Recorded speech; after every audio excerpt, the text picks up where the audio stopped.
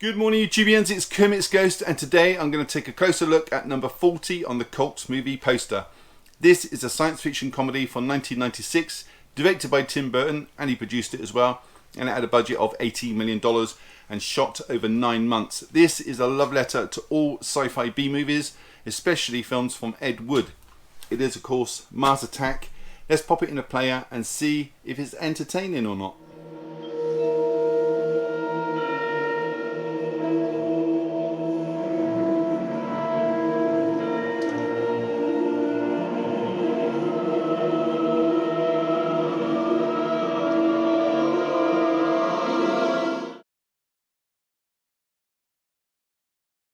So this movie has an impressive cast.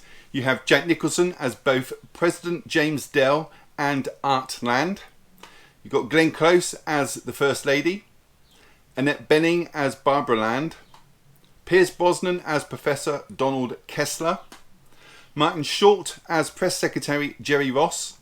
Sarah Jessica Parker as Natalie Lake. Michael J. Fox as Jason Stone. Danny DeVito as the Rude Gambler. Rod Steiger as General Decker, Tom Jones as himself, Natalie Portman as Taffy Dale, Lisa Marie as the Martian Girl, Pam Grier as Louise Williams, Jim Brown as Byron Williams, Jack Black as Billy Glenn Norris, and Frank Welker as the voice of the Martians.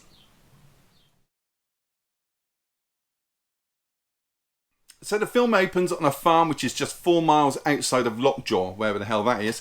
There's cattle running up the road and they're all on fire, giving off a barbecue smell. A flying saucer takes off from behind the farmhouse and shoots off into space. Now it cuts to the opening credits where there's this huge armada of spaceships heading towards Earth. Now it's May the 10th and the United States President has been handed a photograph of the advancing spaceships, and his chief advisor, Donald Kessler, or Professor Donald Kessler, reassures the President that they are intelligent beings and therefore they will not be aggressive and to expect a peaceful meeting with them. So the President gives a worldwide announcement via a television broadcast informing the public of the oncoming aliens. Now, Natalie Lake is invited to the White House to interview Kessler, much to the annoyance of her partner Stone, who is a self-absorbed reporter for a much higher regarded station. So, during this flirtatious interview, the broadcast is interrupted by the aliens, giving their own message over the airwaves. But, unfortunately, no one can understand a single word they're saying, and their appearance is shocking to say the least. Now, Barbara Land is a hippie alcoholic and she is convinced that the Martians are coming in peace and she wants to meet them. Meanwhile, Billy Glenn Norris is heading out with the military to meet the new arrivals in Nevada. Now, everybody is at this meeting. You've got the press, you've got the military, and you've got the hippies wanting to welcome them. A translation device has been made and put into place. The Martians land, get out, approach the awaiting crowd, and they say the words, "Come in peace." To which a dove is released by a bystander and quickly shot down by the Martian ambassador. He then opens fire on the crowd, incinerating most of them and having fun while he's doing it as well.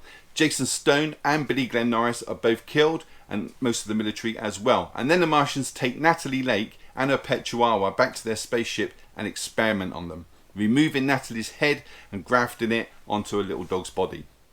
The aliens then send a message saying it was all a big misunderstanding and they wish to address Congress to avoid any further mishaps. The President agrees and he sets the meeting up. This time the Martians kill all the congressmen and they take Kessler as their prize, dissecting his limbs and his head from his torso. He's still alive and he's still communicating, and I may add that he's still flirting with the now Natalie dog hybrid.